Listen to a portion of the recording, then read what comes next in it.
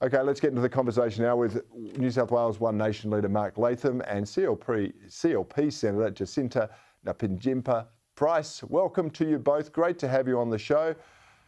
Can I start off with Chris Bowen? He's in New York this week. He's claiming Australia is back when it comes to climate change, and he thinks we can become a renewable energy superpower.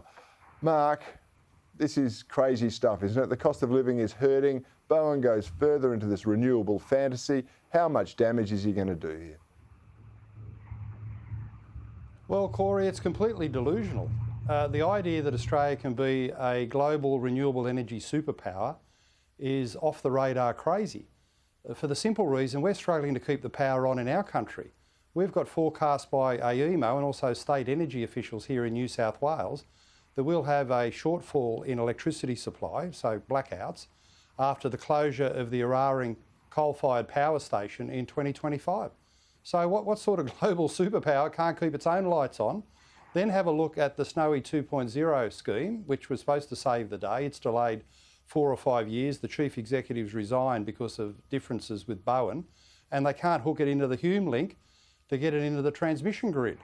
So it's a weird, wacky notion that somehow other nations will look to Australia for electricity supply when we won't have enough supply to keep our own lights on. So Bowen, who has been a disaster in every portfolio he's had in the time of the Rudd-Gillard government, an author of the Let the Boat Sail into the Country, Grocery Watch, Petrol Watch, all those failed schemes, is now embarking on the delusion of overselling what Australia can do on electricity, thinking that windmills and solar panels that don't run 24/7 and aren't going to keep the lights on in our own country somehow are going to power up the rest of the world. Hello, Earth to Chris, you're totally wrong. It's quite incredible. I mean, I read some of what he was saying, and it suggested we have all these rare earths and these minerals, Jacinta, to make batteries, but he neglected to mention that cobalt, which is essential, is mined by children in the Congo, that we've got all these greenies that the left are captive to that won't allow us to mine the resources that we've got, that we want to export around the world and make money of. And it wasn't lost on me either that he jetted to New York to give a speech while lecturing us about the petrol guzzling ways. I mean, where do you unpack this, Jacinta? Absolutely. He should have taken a yacht, really. He should have taken a leaf out of Greta's book and taken a yacht. Yeah, look, I find it really fascinating also that he's blaming Russia for, the energy woes that we're confronted with, the increase in electricity. Labor said that they were going to cut $275 off everybody's electricity bills. Well, they still haven't managed to do that. And they keep, spruiking renewables.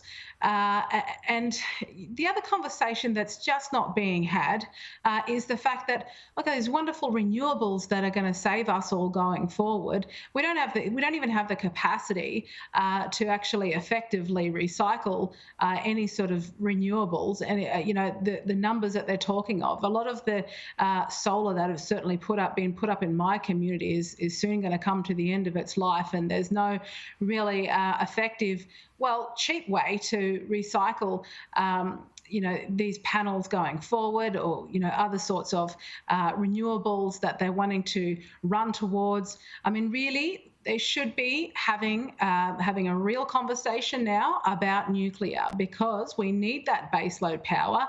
We are going to see increases to the cost of electricity. It's going to continue to hurt Australians in terms of the increased cost of living going forward. And Labor just does not have a plan. I mean, it's as if they're sort of trying to fake it until they make it.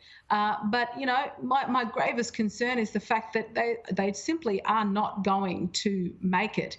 And really the only other way out of this, because they're so keen on shutting down coal-fired power stations. There's calls from the Greens to stop gas from going ahead, gas manufacturing from going ahead. But the only other way is to get serious about nuclear going forward. But they want to seem like you're exactly right. These wonderful world leaders.